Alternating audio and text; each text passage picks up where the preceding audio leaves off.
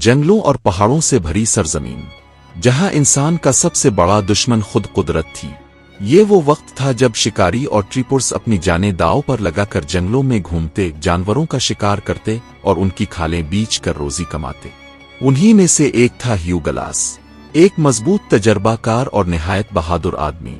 साल 1823 Hugh Glass अपने काफिले के साथ मुहिम पर निकला। दरिया के किनारे घने जंगलों और ऊंचे पहाड़ों में से गुजरने वाला ये सफर जिंदगी और मौत का खेल था।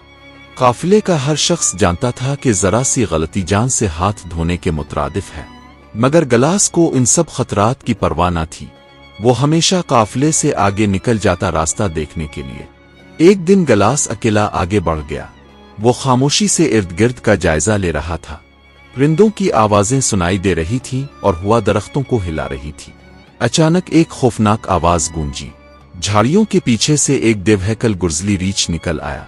आंखों में खून की लाली, दांत बाहर और जिस्म इतना भारी कि जमीन कांपने लगी। ग्लास को संभलने का मौका ही ना मिला।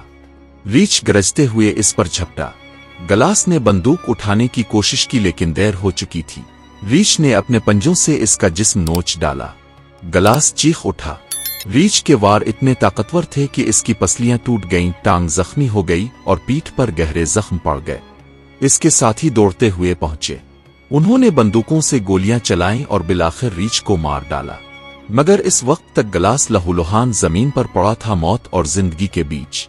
काफिले का लीडर सोचने लगा, ये आदमी ज्यादा देर जिंदा नहीं रहेगा, इसको उठाकर ले जाना मुमकिन नहीं। लिहाजा फैसला हुआ कि दो साथी उसके पास रहें ताकि जब वो मर जाए तो दफना दें। बाकी काफिला आगे बढ़ गया। चंद दिन बाद वो दोनों भी घबरा गए। उन्हें लगा ग्लास मर ही जाएगा, लिहाजा वो इसका सामान और बंदूक भी ले गए और इसे अकेला जंगल के बीच छोड़ दिया। अब ह्यू ग्लास अकेला था, जख्मी, भूखा प्यासा, ना हथियार ना खाने पीने का सामान। लेकिन इसके अंदर एक ख्वाहिश जिंदा थी, जिंदा रहने की ख्वाहिश। वो जमीन पर रेंगने लगा। कभी नदी का पानी पीता, कभी कीड़े मकोड़े खा लेता। मगर ग्लास ने हार नहीं मानी।